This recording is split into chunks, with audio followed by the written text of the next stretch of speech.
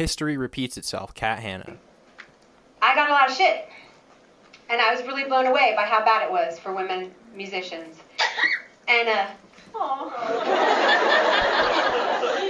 was like the cutest thing ever.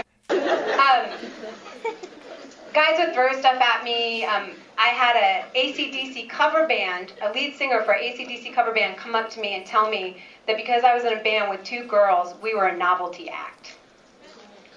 2 years later, his band opened for my new band, and I walked up to him and said, "Who's the novelty act now? AC/DC cover band." Bikini Kill. You know what? Like, the world is not like that anymore. It's like, if that happens, you know, people are like, no, don't do that. Go congratulate him and be like, hi. Like, no. Like, look, who's the novelty act? She's like, I like her. That's us before we had a guitar player, actually. That was one of our first shows, and, you know, we were still singing about fun stuff like rape and incest, but also about, you know, I had a song called Alien She, and it was about me before I was a feminist singing to me after I was a feminist and kind of getting in an argument. And trying to. We got to check that out. I saw that earlier today when I was looking how through all these can videos. those two kind of personalities, the one that wants to go to the mall, and I never heard that song, live with this other person. That's kind of stuff we wrote about. But we would walk into environments that were very straight, white, male dominated and felt very unwelcoming to anybody that wasn't a straight white male. And we would say, we want to transform this space, and we want to make this a space where women feel not only welcome, but that they can enjoy themselves, which was a radical concept, actually, in the underground punk scene in the 90s. We used to ask that girls would come up front, and people were really, really pissed off by that.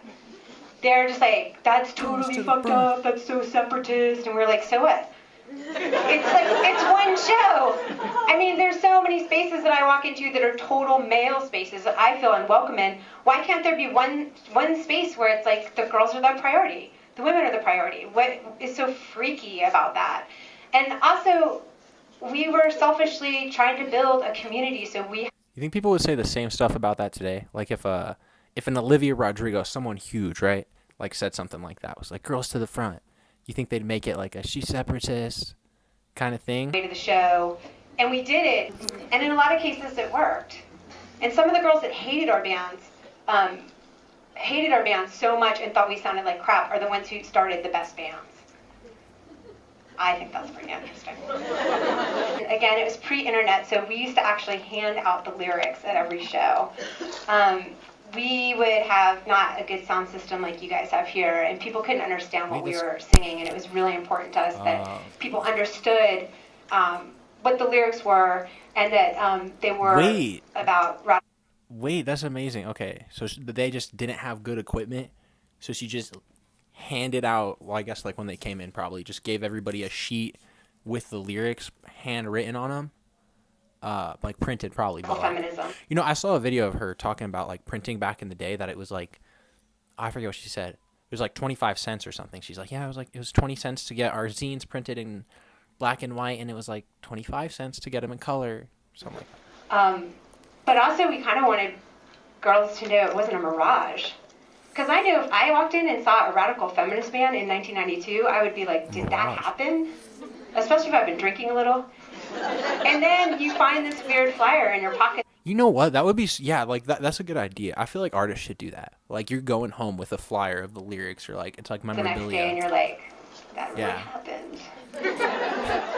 Remember when you get hot and all the guys got to take their shirts off, and then you had to pull your t-shirt and make it into like a impromptu halter top? Well, I did that on stage, and it was kind of an unsettling mixture of like was she wearing her little underwear girl over her pants with kind of a prostitute thrown in there. And it's kind of sketchy to me now when I look at it, and I can understand why people would get the wrong idea. But we weren't willing to shy away from these images that we felt were already being projected onto us already. And that was something that Karen LeCoq was doing in 1970. Who knew? So she did stuff like that to draw attention to the fact that that was a problem, or she wanted to do that and was like, I don't care what you tell me. If Coca-Cola I like this was going to get to have good slogans, I wanted punk rock, radical feminism, based on ending oppression of all people, to have its slogans too. So we came up with Revolution, girl style now. And this was our second zine, Bikini Kill, Girl Power. This was the first time this phrase was actually used in print. Not to brag. It was really weird to see this phrase that was on the cover of our fanzine.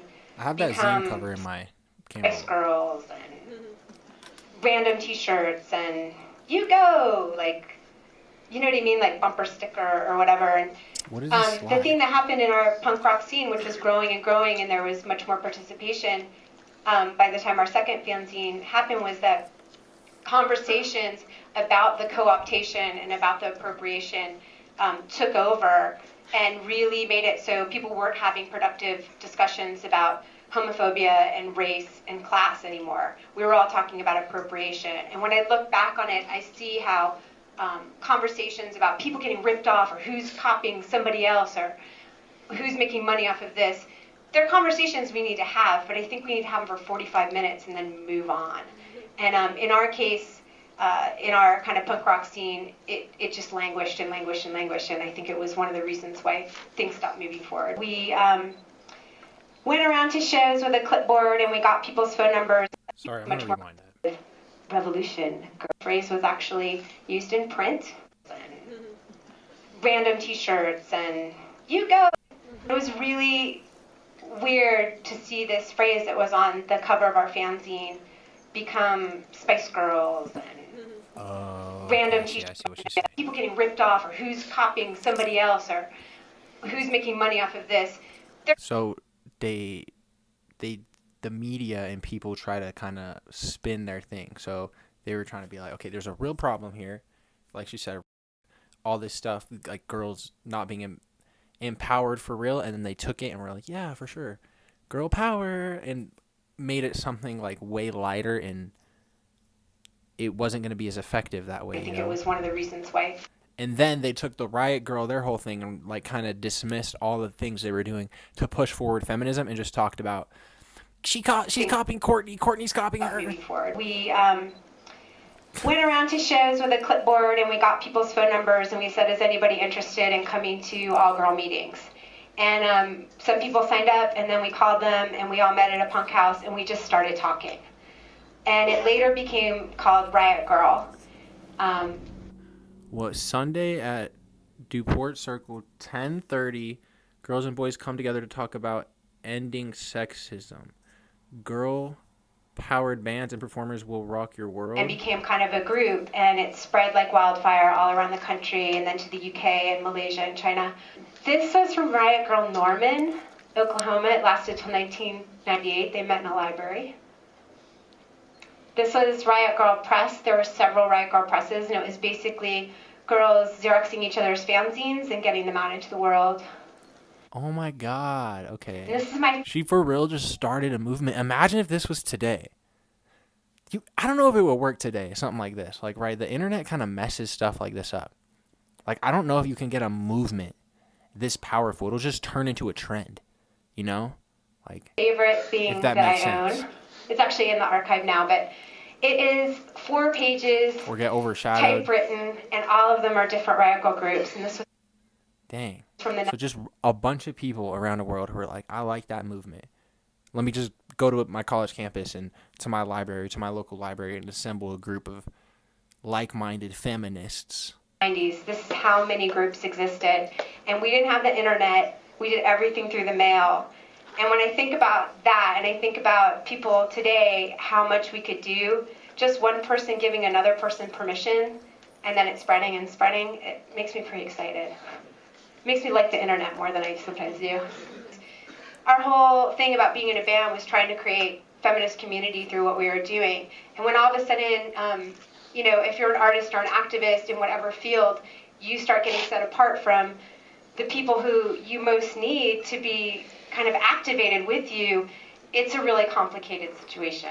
It's a really complicated situation.